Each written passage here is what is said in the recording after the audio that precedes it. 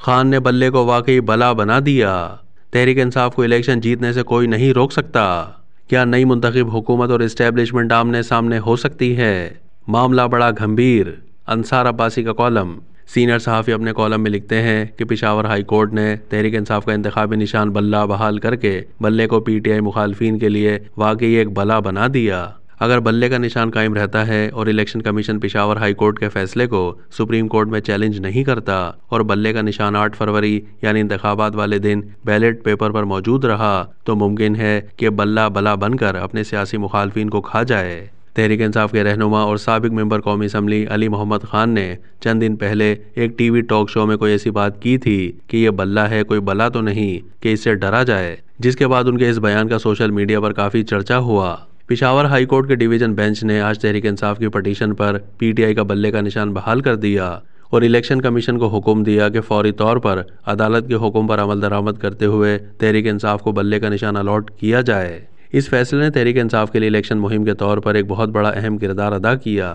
اور اسی وجہ سے تحریک انصاف کے رہنماؤں نے اب یہ کہنا شروع کر دیا ہے کہ اب تحریک انصاف کو الیکشن جیتنے سے کوئی نہیں روک سکتا۔ ایسے میں جب نون لیگ سوئی ہوئی ہے اور بظاہر اس انتظار میں ہے کہ کچھ کیے بغیر اسے الیکشن جتوا دیا جائے اور میاں نواز شریف کو وزارت عظمیٰ کی کرسی پر بٹھا دیا جائے، تحریک انصاف کو تمام تر مشکلات کے باوجود اب اس بات کا یقین ہو چکا ہے کہ وہ الیکشن جیت سکتی ہے۔ اگر موجودہ حالات کا آزادانہ طور پر جائزہ لیا جائے تو اس حقیقت سے انکار نہیں کیا جا سکتا کہ آج سے چند ہفتہ پہلے مشکلات میں گھری تحریک انصاف کے انجینئرڈ الیکشن میں کامیابی کے جو چانس یا سرپرائز دینے کے امکانات 10 یا 20% تھے وہ اب دگنا بڑھ گئے ہوں گے۔ انتخابات شفاف ہونے کی صورت میں تو تحریک انصاف کی جیت یقینی ہے۔ نئے پیدا ہونے والے حالات کی وجہ سے اب تحریک انصاف کے مخالفین اور خاص طور پر نون لیگ کافی پریشان ہوگی، کیونکہ بنایا گیا کھیل بگڑتا ہوا نظر آ رہا ہے اور سیاسی انجینئرنگ کے نتیجے میں جن نتائج کی امید تھی وہ دھندلا چکے ہیں۔ اب یا تو الیکشن کمیشن فوری طور پر پشاور ہائی کورٹ کے فیصلے کے خلاف سپریم کورٹ جائے اور اسے کالعدم قرار دلوائے۔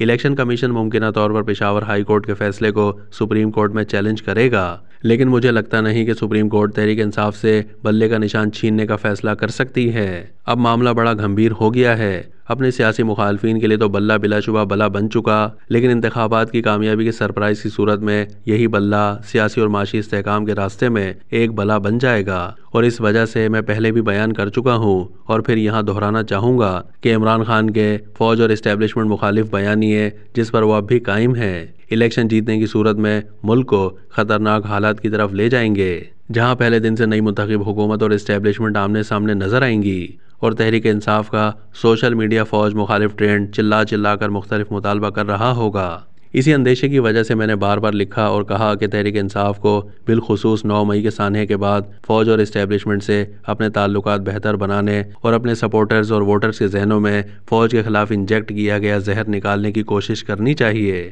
اس سلسلے میں ماضی قریب میں تحریک انصاف کی قیادت اور کور کمیٹی کی طرف سے کچھ کوشش نظر آئی، لیکن عمران خان کے اکانومسٹ میں شائع ہونے والے مضمون نے ان کوششوں کو شدید نقصان پہنچایا اور اس تاثر کو مزید مضبوط کیا کہ عمران خان تو اپنے فوج مخالف بیانیے پر اب بھی قائم ہیں۔ نہ انہیں 9 مئی کا کوئی پچھتاوا ہے، نہ ہی وہ اسٹیبلشمنٹ اور فوج سے متعلق اپنے دیگر الزامات سے پیچھے ہٹے ہیں۔ خان نے بلے کو واقعی ایک بلا بنا دیا ہے۔